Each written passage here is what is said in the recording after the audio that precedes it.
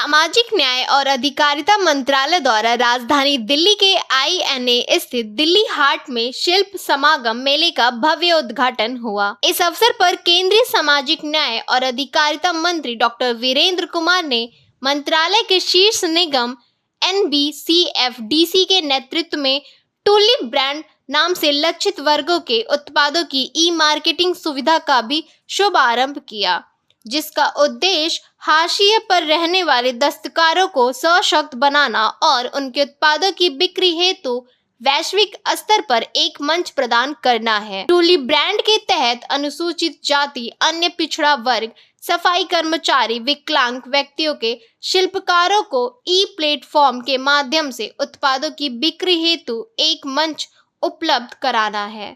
शिल्प समागम मेले का आयोजन सामाजिक न्याय अधिकारिता मंत्रालय के द्वारा इस मेले में 16 राज्यों से 110 लाभार्थियों ने इसमें भाग लिया,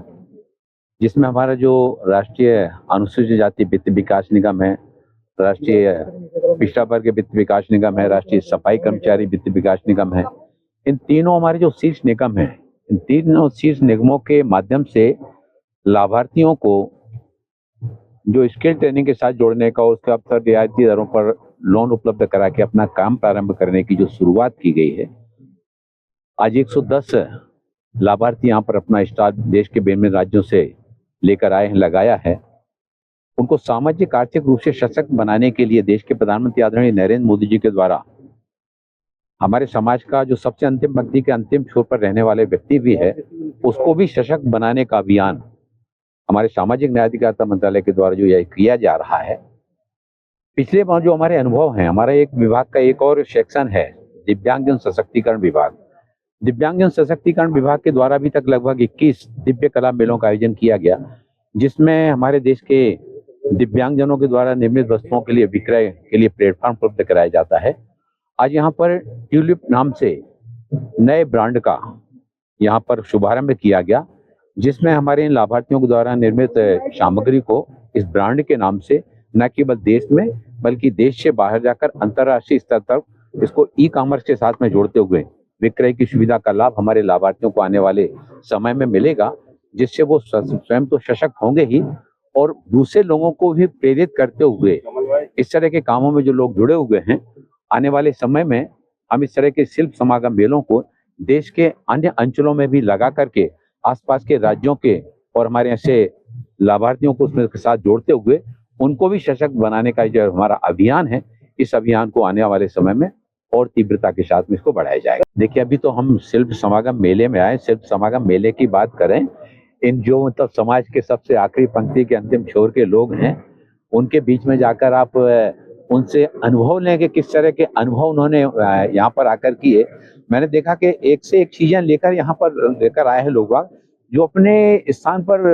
अपने राज्यों में या शहरों में बनाते थे, लेकिन उनको बेचने के लिए प्लेटफॉर्म नहीं मिल पाता था। ये एक ऐसा सशक्त प्लेटफॉर्म उनको मिला है और इसको ट्यूलिप ब्रांड के साथ में जोड़े जाने से आने वाले समय में न केवल उनकी पहचान बढ़ेगी, बल्कि पहचान के साथ साथ रूप में आर्थिक सशक्तिकरण का भी लाभ उनको मिलेगा। ये प्रयास उसी दिशा में एक महत्वपूर्ण कड़ी साबित हो रहा है। मैंने जैसा कि आपको बताया कि शिल्प समागम मेले पहले हम लोग यहाँ दिल्ली हाट में लगाते थे, सूरज कुंड मेले में मेला लगता है तो उसमें स्टॉल लेते थे, वहां पर करते थे। अब इसको केवल दिल्ली और सूरज कुंड मेले में नहीं, बल्कि देश के अन्य अंचलों में भी इसका विस्तार करेंगे, जिससे और भी ज्यादा संख्या में, अभी यहाँ 110 लोग आए, लेकिन यही मान लीजिए हम महाराष्ट्र में लगाएंगे तो महाराष्ट्र के पास के राज्यों के लाभार्थी वहां पर बड़ी संख्या में वहां पर पहुंच सकेंगे। हम जैसे मान लीजिए कि जयपुर में लगाएंगे तो जयपुर के आसपास के, राजस्थान के आसपास के राज्यों के लाभार्थी वहां पर पहुंच सकेंगे। नॉर्थ ईस्ट में लगाएंगे तो नॉर्थ ईस्ट के लाभार्थी वहां पर पहुंच सकेंगे। तो यहाँ 100 गए, हम 20 लगाएंगे तो 2000 लाभार्थी जुड़ सकेंगे। और 2000 लाभार्थी अकेले नहीं जुड़ते, उतने परिवार आर्थिक रूप से सशक्त होते हैं और उनको देख करके बाकी अन्य लोगों को भी प्रेरणा मिलती है कि वो भी इस तरह की शासन की योजनाओं का लाभ लेते हुए प्रधानमंत्री जी के सोच के अनुरूप कि सब समाज के लिए साथ में आगे है बढ़ते जाना, सबका साथ, सबका विकास, सबका विश्वास और देश को आत्मनिर्भर बनाने में सभी का आने वाले समय में ये आने वाले समय में एक बहुत बड़ा योगदान हमारे शिल्पकारों का, हमारे दस्तकारों का, उद्यमियों का और बिल्कुल अंतिम छोर पर रहने वाले हमारे ऐसे उद्यमियों का, उनका भी इसमें जुड़ने वाला है। मैंने खजुराहो में गया था, तो खजुराहो में बड़ी संख्या में वहाँ पर विदेशी पर्यटक आते हैं। मिट्टी के द्वारा निर्मित चीजें, इतनी कलात्मक चीजें वहाँ पर उन्होंने जब देखी, तो न केवल उनको खरीद कर ले जाते हैं, बल्कि उन्होंने कहा कि आप इनको हमारे देश में बेच सकते हैं। तो हमारे देश की कला को विदेशों में बहुत न केवल पहचान मिल रहा है, सम्मान मिल रहा है। मैं बिहार होके आया, मधुबनी आर्ट जो है, मधुबनी आर्ट के लिए आज जापान के लोग, आज अमेरिका के लोग मधुबनी के कलाकारों को ले जाकर अपने मकानों में और अपने ऑफिसों में वो पेंटिंग करा रहे हैं। तो हम भारत की जो कला है, वो कला को वैश्विक स्तर पर एक केवल अकेली पहचान के लिए नहीं मिल रही है, बल्कि लोगों को आर्थिक रूप से सशक्तिकरण की दिशा में भी आगे बढ़ने के लिए प्रेरित करने का काम कर रहे हैं।